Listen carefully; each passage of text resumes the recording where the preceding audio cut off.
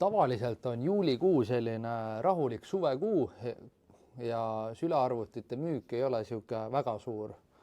Aga selle aasta juulikuu mind ikkagi täitsa nagu üllatas. Kokku müüsime 281 kasutatud sülearvutit.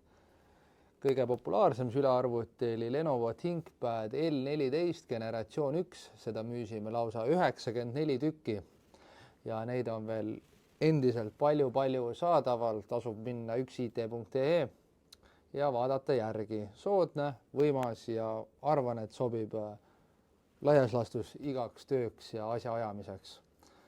Teisele kohale tuli Dell Latitude 5420 ja kolmandale kohale tuli taaskord ThinkPad T14 generatsioon 2. Kõik nad on saadaval. Aga eelmise aastaga võrreldes siis oli juulikuuga võrrelda, siis oli müügikasv 161%.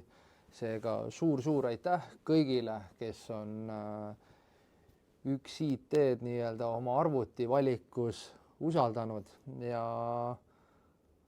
igakuiselt saame päris palju nii-öelda positiivset tagasisidet ja jätkame oma tööd nii hästi kui vähegi võimalik.